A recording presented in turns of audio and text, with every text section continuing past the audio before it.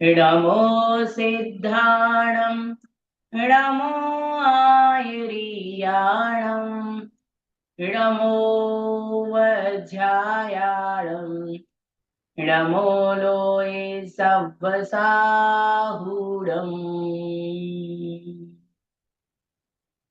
मोक्षमार्गस्य नेतारं भेत्तारं कर्मभूभृतां ज्ञातारं विश्वतत्त्वानां वंदे तद्गुणलब्धये। जय बोले पंच परमेशी भगवान की जय। आचार्य भगवंत पूज्यपाद स्वामी महाराज जी की जय। आचार्य गुरुवर विद्यासागर जी समय सागर जी महाराज जी की जय। जगत पूज्य मुनि पुंगव सुधा सागर जी महाराज जी की जय। सूत्र नंबर 27 पढ़ना है हम लोगों को।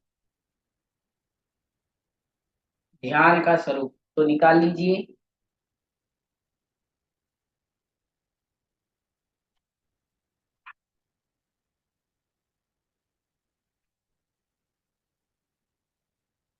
बोलिए। उत्तम सहन नस्यैकाग्र। उत्तम सहन नस्यैकाग्र।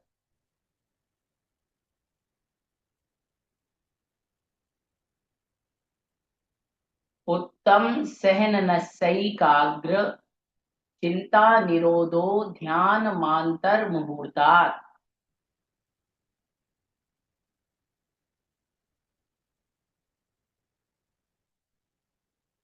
उत्तम सहन नस्यैकाग्र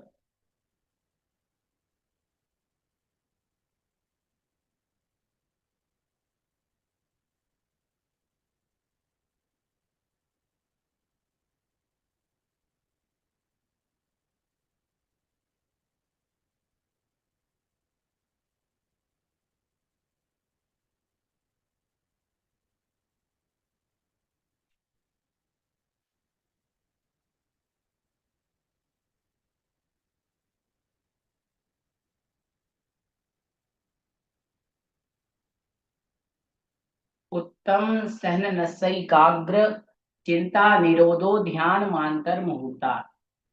ध्यान की परिभाषा के लिए यहाँ पर बताते हैं कि ध्यान किसे कहते हैं।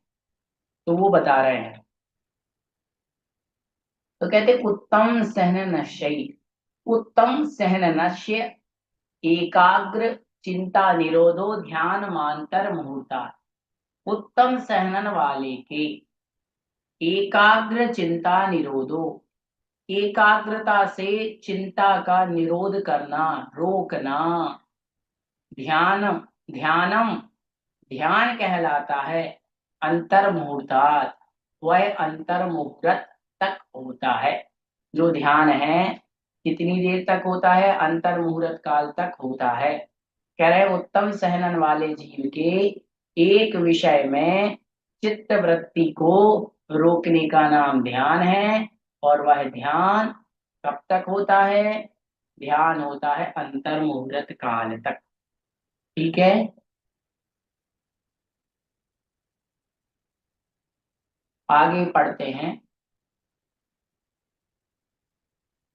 आदि के वज्र विषप नाराज सहनन, वज्र नाराज सहनन और नाराज सहनन, ये तीन उत्तम सहनन हैं। ये तीनों ही ध्यान के साधन हैं। मोक्ष का साधन तो प्रथम ही है। जिसके लिए उत्तम सहनन होते हैं वह उत्तम सहनन वाला होता है। ये उत्तम सहनन वाले इस पद द्वारा प्रयुक्त निर्देश किया गया है। अग्र पद का अर्थ मुख है। जिसका एक अग्र होता है वह एकाग्र कहलाता है। नाना पदार्थों का आलंबन लेने से चिंता निरोध परिस्पंदन गति होती है। उसे अन्य अशेषों मुखों से लौटाकर एकाग्र मतलब अन्य विषयों से लौटा करके एक विषय में नियमित करने का नाम एकाग्र चिंता निरोध है। इस द्वारा ध्यान का स्वरूप कहा गया है। मुहूर्त का यह काल विवक्षित परिमाण है। जो मुहूर्त के भीतर होता है वो अंतर मुहूर्त कहलाता है। इस अंतर मुहूर्त काल तक इस पद के द्वारा काल की अवधि की गई है।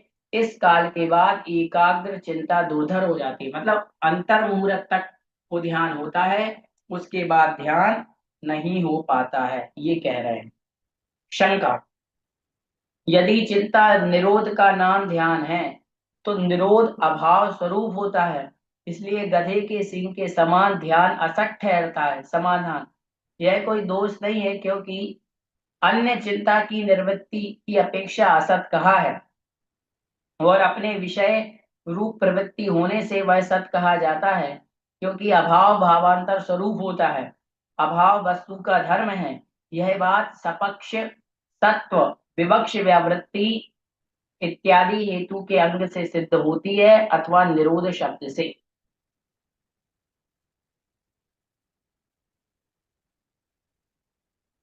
निरोधनम इति निरोधा, इस प्रकार का भाव साधन नहीं है तो क्या? निरुध्यत इति निरोधा, निरुध्यत इति निरोधा, जो रोका जाता है। इस प्रकार जो कर्म का साधन है चिंता का निरोध, वह चिंता निरोध है। आशय यह है कि निश्चल अग्नि शिखा के समान निश्चल रूप से अवभासमान ज्ञान ही ध्यान है। ऐसी यहाँ पर चर्चा की है। मतलब इन्होंने ध्यान कहा है कि भाई जो उत्तम सहनन वाला जीव है वो अपने चित्त को एक जगह स्थिर रखता है, अपने विषय को एक ही विषय के ऊपर एकाग्र करता है, उसका नाम ध्यान है। और वो ध्यान उत्तम सहनन वाले जीवों के होता है, जो तीन सहनन उत्तम बताए और तीन सहनन अनुत्तम बताए। तो उत्तम सहनन वाले तीन जो होते हैं जीव, उनके ही होता है, शेष के नहीं होता। अब ध्यान के कितने भेद हैं तो अगले सूत्र में कहेंगे। अंतर्मुहूर्त का काल कितना कहलाता? तो एक आवली प्लस एक समय से लेकर के अंतर एक 48 मिनट कम एक समय के बीच का जो काल है वो कहलाता है अंतर मुहूर्त। 48 मिनट का एक मुहूर्त होता है, 48 मिनट में एक समय कम कर देंगे तो अंतर मुहूर्त होगा। कहाँ से? एक समय एक आवली से लेकर के। समय की जब चर्चा की जाती है तो उसके लिए कहा गया है कि समय की चर्चा के लिए कि परमाणु, परमाणु मतलब पुद्गल का एक खंड जिसका कोई दूसरा भाग ना हो सके, वो पुद्गल का एक खंड मंद गति से, कैसी? मंद गति से एक परमाणु जो पुद्गल का है वो आकाश में एक प्रदेश से दूसरे प्रदेश पर पहुंचता है, उतने समय को कहते हैं एक समय। उतने समय को क्या कहते हैं? एक समय कहते हैं। पुद्गल का, आकाश में स्थित पुद्गल का एक परमाणु एक स्थान से जब दूसरे स्थान पर पहुंचता है उसको कहा जाता है एक समय। ठीक है। और असंख्यात समयों की होती है एक आवली।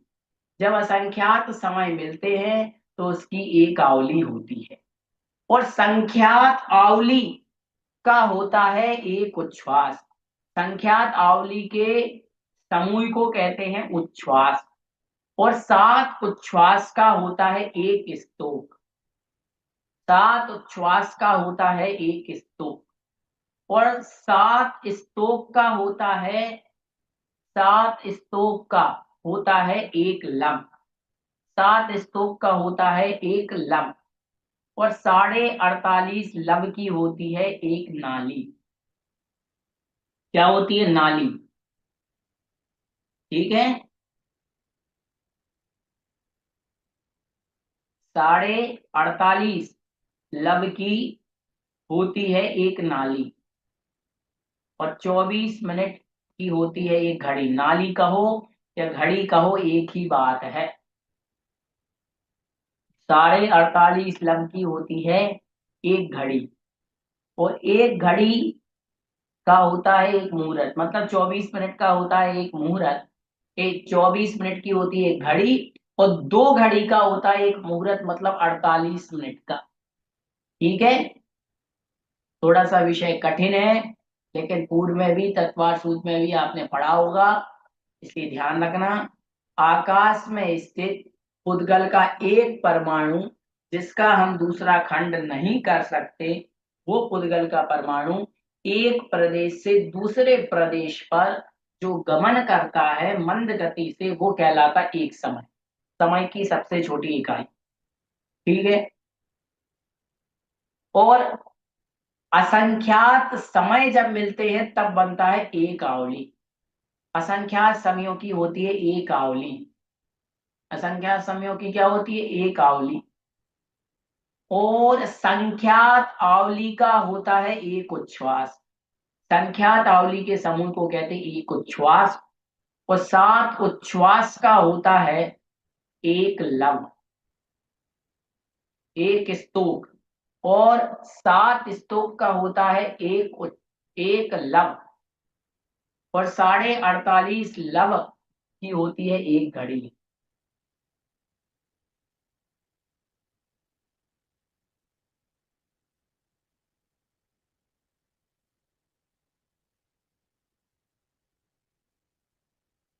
ठीक है। तो इस प्रकार से ये हमारे लिए जानना है और समझना है। आगे चलते हैं। 4 प्रकार के भेद हैं, ध्यान के। आर्त रौद्र धर्म शुक्लानी। बोलिए। आर्त रौद्र धर्म शुक्लानी।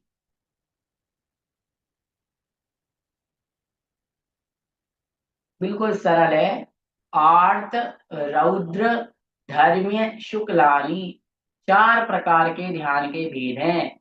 आर्त ध्यान, रौद्र ध्यान, धर्म ध्यान, शुक्लानी मतलब शुक्ल ध्यान। ध्यान के 4 भेद होते हैं।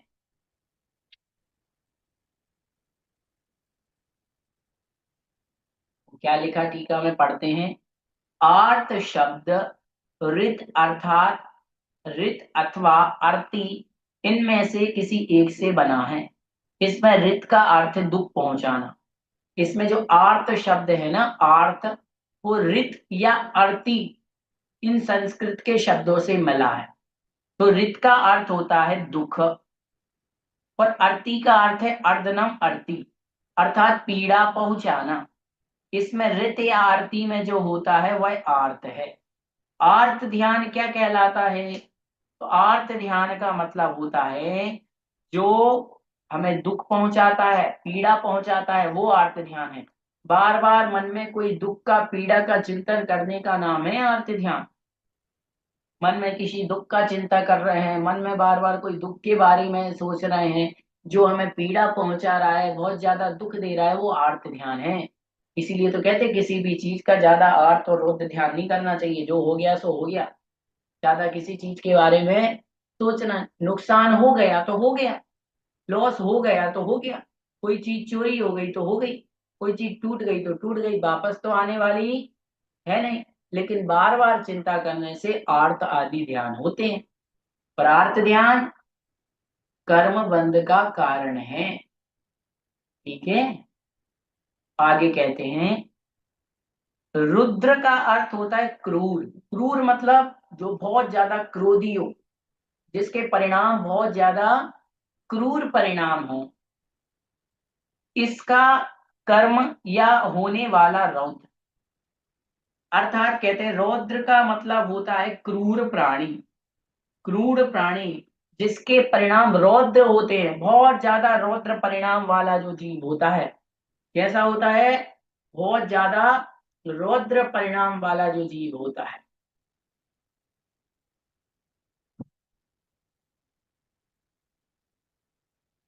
ठीक है। तो वो रौद्र ध्यान, रौद्र परिणाम का मतलब होता है जिसके परिणाम बहुत ज्यादा क्रूर होते हैं, गुस्से वाले होते हैं, कषाय जिसमें ज्यादा होती है। फिर आगे कहते हैं धर्म का व्याख्यान पहले करा है। जो धर्म से युक्त है वो धर्म ध्यान है, ये तो सब जानते ही हैं। जो धर्म ध्यान में लगता है, जो वस्तु के स्वरूप को जानता है, जो धर्म से युक्त होता है, वो धर्म ध्यान है। और जिसमें सूची का गुण होता है वह शुक्ल ध्यान है। शुक्ल ध्यान क्या है? जिसमें सूची का गुण होता है। सूची अर्थात पवित्रता का गुण होता है, वही शुक्ल ध्यान। ये चार प्रकार का ध्यान। शुक्ल ध्यान में कषाय रहित जीव के परिणाम होते हैं। हाँ, चार प्रकार का जो ध्यान है, इसको दो भागों में विभक्त किया है, क्योंकि प्रशस्त और अप्रशस्त के भेद से वो दो प्रकार का है। जो पापाश्रव का कारण है वो अप्रशस्त है, और जो कर्मों के निर्दहन करने की सामर्थ्य से युक्त है वो प्रशस्त ध्यान है। चार प्रकार के ध्यानों को दो दो भागों में बांटा है, प्रशस्त और अप्रशस्त। जिसमें से आर्त और रौद्र ध्यान ये अप्रशस्त हैं, क्योंकि ये किसके कारण है? पाप आश्रव के कारण है। और धर्म ध्यान और शुक्ल ध्यान, ये दोनों ध्यान कर्म क्षय के कारण है, इसलिए इनको किस में लिया गया है? प्रशस्त। धर्म ध्यान और शुक्ल ध्यान करने योग्य हैं, और आर्त ध्यान और रौद्र ध्यान नहीं करने योग्य है। ठीक है, चले आगे पढ़ते हैं। परे मोक्ष हेतु, अगला सूत्र। परे मोक्ष हेतु, बोलिए। परे मोक्ष हेतु, परे मोक्ष हेतु।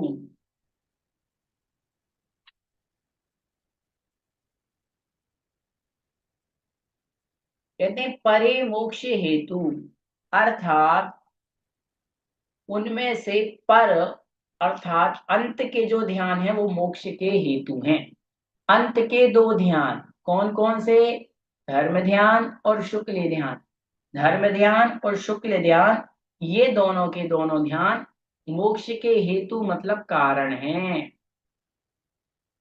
टीका में क्या कहते हैं? कहते पर, उत्तर और अंत, इनका एक अर्थ है। पर में मतलब बाद में। जो अंतिम शुक्ल ध्यान है, इसका समीपवर्ती होने से धर्म ध्यान भी पर है, ऐसा उपचार किया जाता है। क्योंकि सूत्र में परे यह द्विवचन है, इसलिए उसकी सामर्थ्य से गौण का भी ग्रहण होता है। पर अर्थात धर्म ध्यान और शुक्ल ध्यान ये दोनों मोक्ष के हेतु हैं। इस वचन से पहले आर्त और रौद्र ध्यान संसार के हेतु यह ग्रहण होता है कि नहीं? संसार के हेतु क्या है? आर्त और रौद्र ध्यान। और मोक्ष के हेतु क्या है? धर्म ध्यान और शुक्ल ध्यान। धर्म ध्यान परंपरा से मोक्ष का हेतु है, और शुक्ल ध्यान साक्षात मोक्ष का हेतु है, क्योंकि मोक्ष और संसार के सिवा तीसरा और कोई साध्य नहीं है। या तो आप संसार में रहिए या फिर आप मोक्ष में रहिए। बताइए भैया, कहाँ जाना है आपको? या तो संसार में गोते खाते रहो, जीव को कहते हैं आचार्य भगवान। या तो संसार स्थान है या फिर मोक्ष स्थान है, दो ही स्थान है। या तो आप अपने कर्मों का क्षय करके, आठों कर्मों को नष्ट करके मोक्ष में अपना स्थान बना लीजिए, नहीं तो आप संसार में तो है ही। तो ये दो ही ऑप्शन है प्राणी के पास। या तो तप करके, कर्मों का क्षय करके उस अजर अविनाशी पद को प्राप्त कर लो, या फिर संसार में ऐसे ही सुख दुख को सहन करते करते अनादिकाल से तो भटक ही रहे, आगे भी भटकते रहेंगे, है कि नहीं? तो इस प्रकार से ये सामान्य परिचय हुआ ध्यान का स्वरूप, ध्यान के भेद। अब जो चार प्रकार के ध्यान हैं, इनके प्रभेद भी हैं। जैसे आर्त ध्यान के भी चार भेद हैं, रौद्र ध्यान के भी चार भेद हैं, धर्म ध्यान के भी चार भेद हैं, और शुक्ल ध्यान के भी चार भेद हैं। है ना? तो इनके भेदों की चर्चा करते हैं। सूत्र नंबर 30 निकाल लीजिए। आर्त आर्तमा मनोज्ञस्य आर्तमा मनोज्ञस्य आर्तमा मनोज्ञस्य संप्रयोगे तद्विप्रयोगाय तद्विप्रयोगाय स्मृति समन्वाहारा तद्विप्रयोगाय स्मृति समन्वाहारा। बोलिए।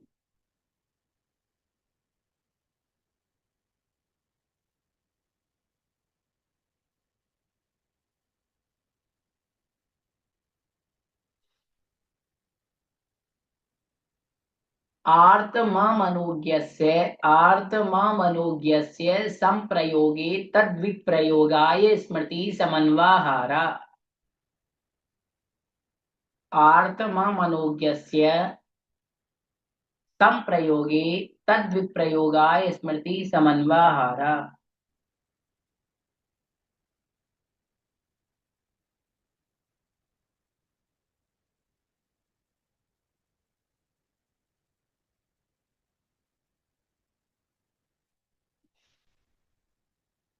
3-4 बार सूत्र को बोलिए।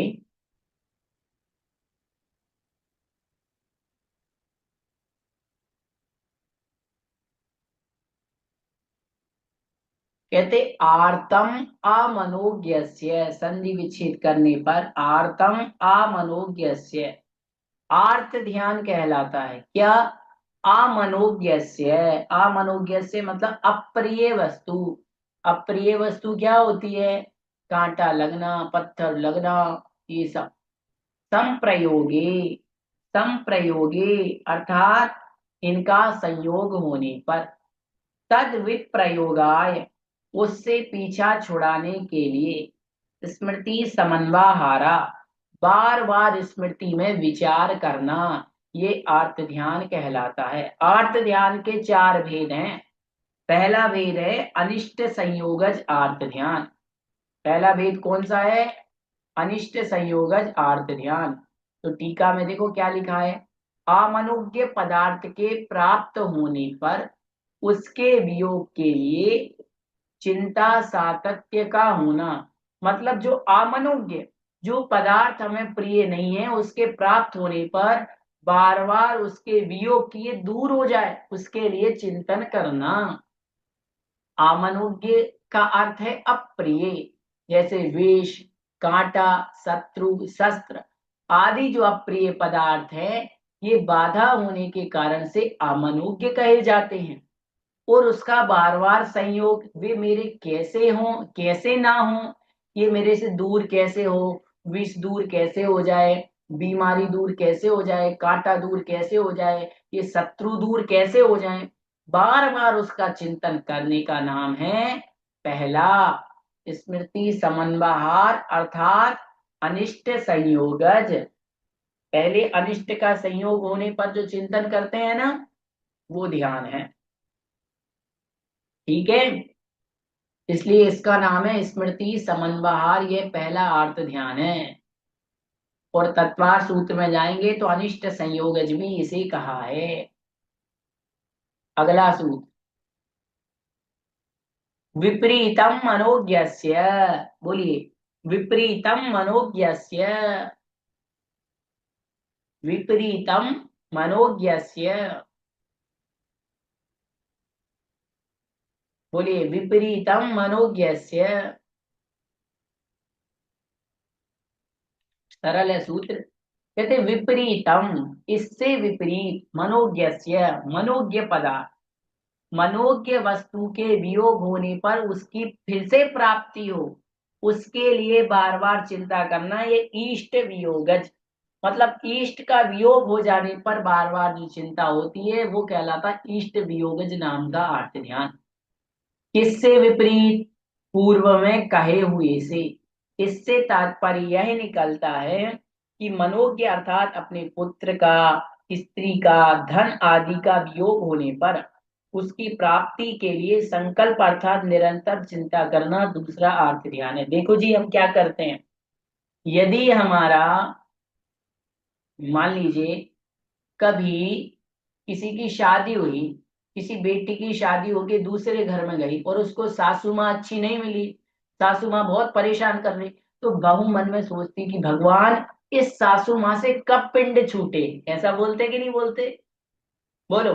तो ये हो गया अनिष्ट संयोगज अर्थ ध्यान, मतलब बहू के लिए अनिष्ट संयोग, उसको ऐसी सास मिली जैसी उसको नहीं चाहिए थी, तो उसको अप्रिय सास मिली, तो वो हो गया अनिष्ट का संयोग।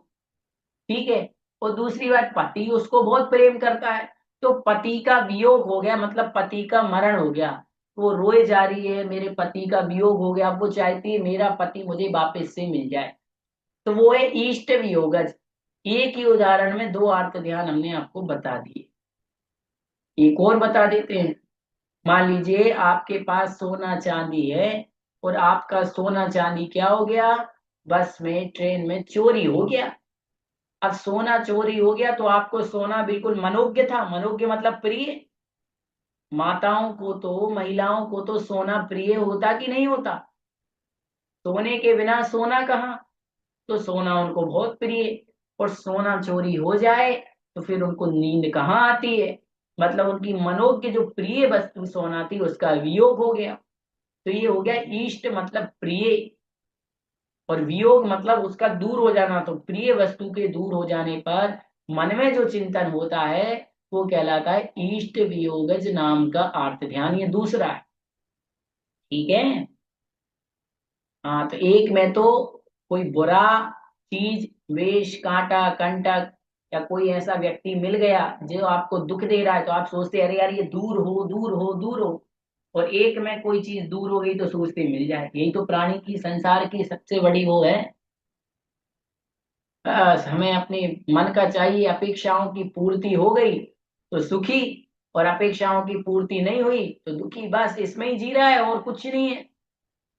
हाँ, आपको हमसे अपेक्षा है कि ये हमें ऐसा कर देवें, और हमने आपका काम मान लो कर दिया, तो आप खुश हो, कह रहे ये तो बहुत अच्छा व्यक्ति है। और मान लो उस व्यक्ति ने हमारा काम नहीं किया, तो आपको बुरा लगने लगता है।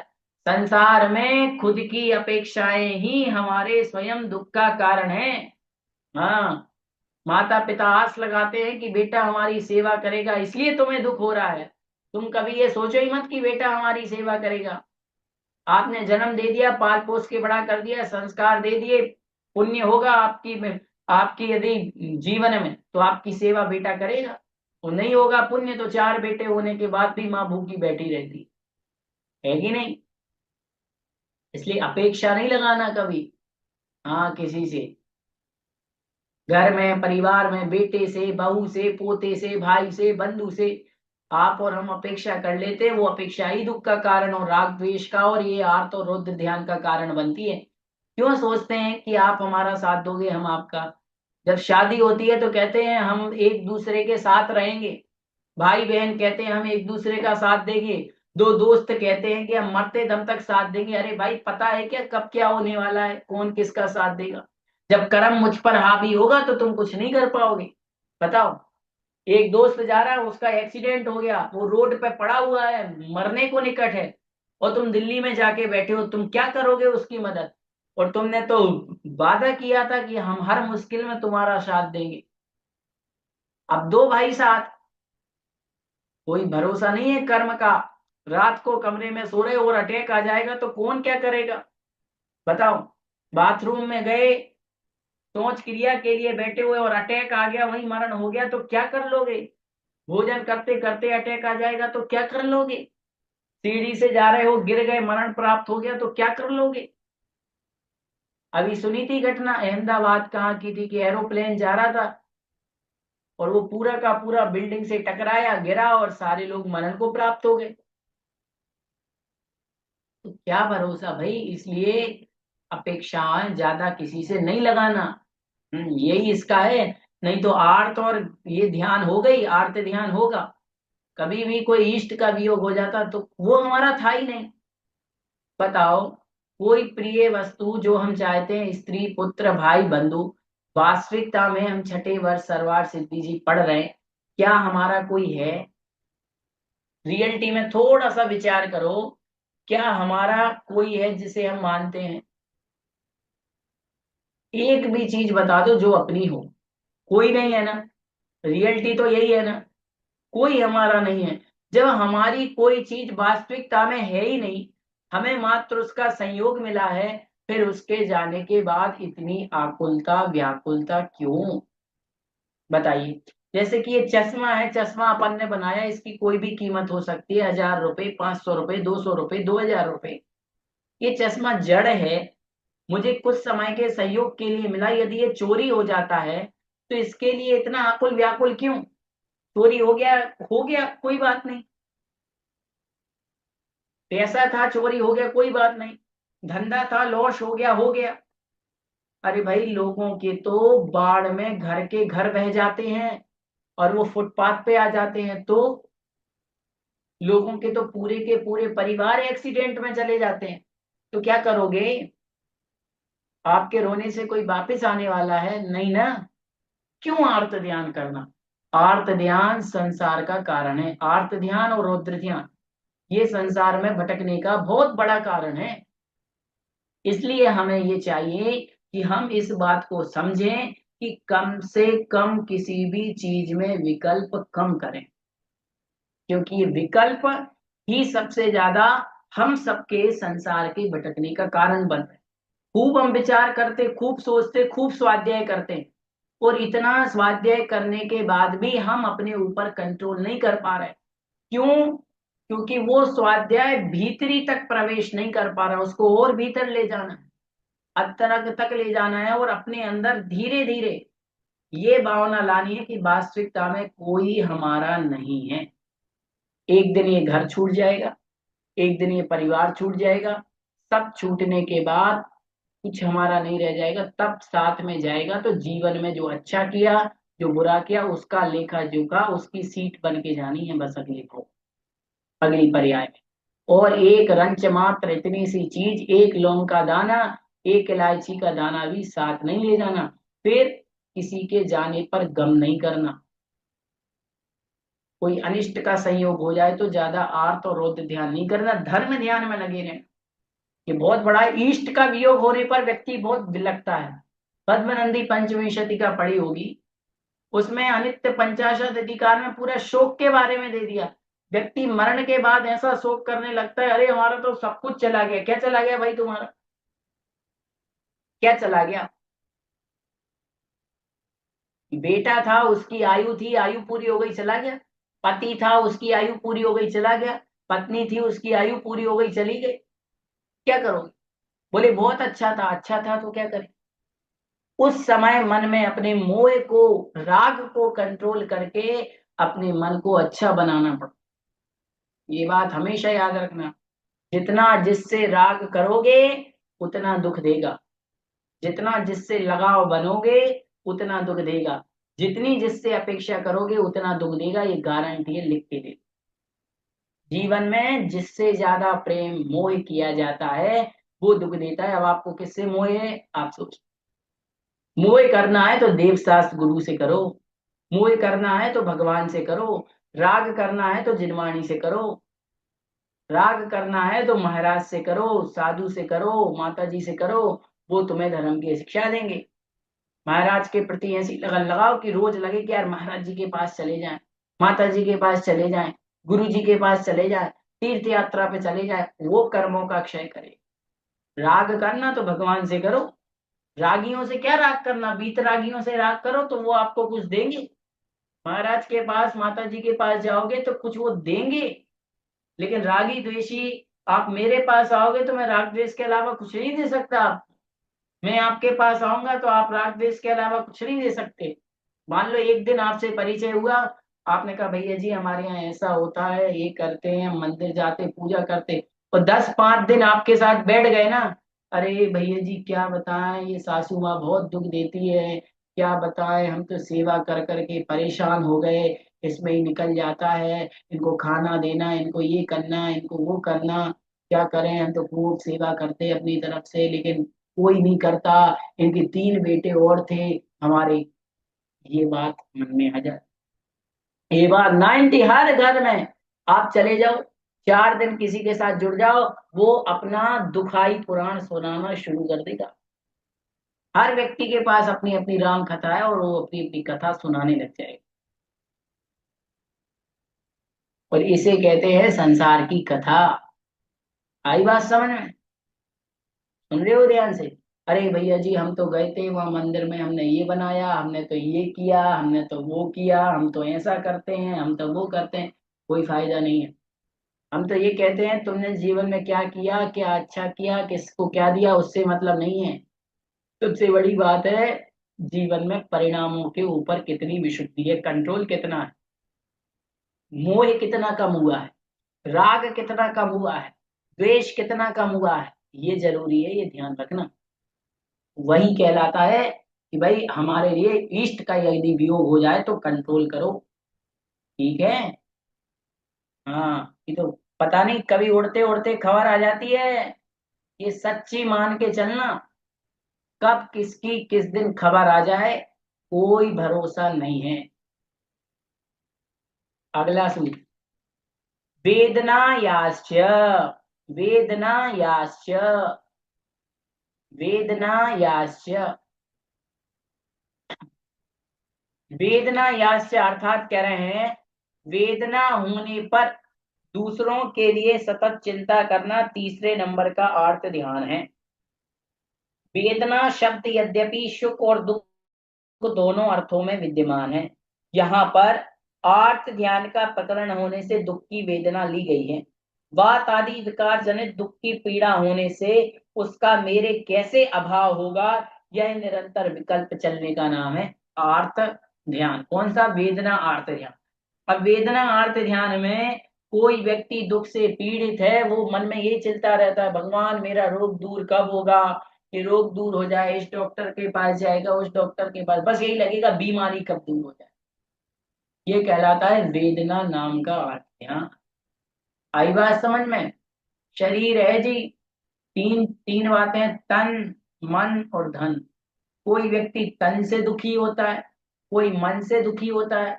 किसी के तन और मन अच्छा है तो वो धन से दुखी होता है। संसार में दुख तो हर कोई है, बस यदि संसार में सुखी कोई है वर्तमान में तो वो है सब परिग्रह के त्यागी श्रमण मुनिराज माताजी, वही सुखी हैं और कोई सुखी नहीं है।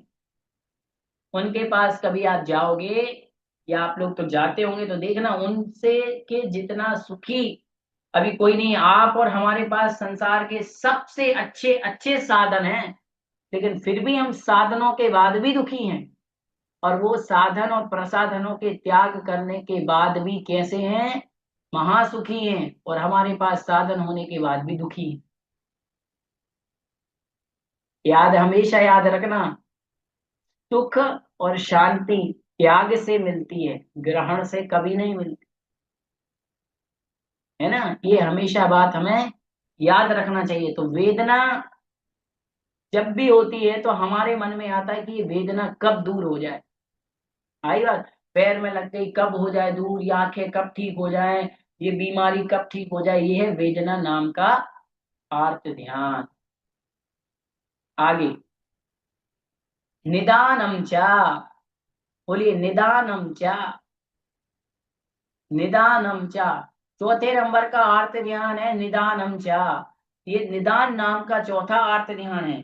भोगों के प्रति आकांक्षा के प्रति आतुर हुए व्यक्ति के आगामी विषयों की प्राप्ति के लिए उसके मन में जो मनः प्रणिधान अर्थात संकल्प और विकल्प और चिंता करता है, ये चौथे नंबर का आर्त ध्यान है। अर्थात कोई व्यक्ति है, कोई सोचता रहता है हे भगवान, मैं तो आपकी खूब पूजा कर रहा हूँ, खूब भक्ति कर रहा हूँ, मुझे गाड़ी मिल जाए, मुझे बंगला मिल जाए, मुझे ये मिल जाए। अरे भैया सभी ले ले, क्या करोगे गाड़ी बंगला का? तो ऐसा जो विचार करता है वो कहलाता है निदान नाम का आर्त ध्यान। तो ये आर्त ध्यान के चार भेद हुए, अनिष्ट संयोगज, इष्ट वियोगज, तीसरा है वेदना, और चौथा है निदान। तो ये हमने यहाँ तक चर्चा कर ली। इसके आगे की चर्चा करेंगे हम कल, क्योंकि हमारा समय हो चुका है। बोधि समाधि परिणाम शुद्धि स्वात्मोपलब्धि शिव सौख्य सिद्धि चिंतामणि चिंतित वस्तुदानि स्वाबन्धमानस्य ममस्तु देवी नो वर्णमुख।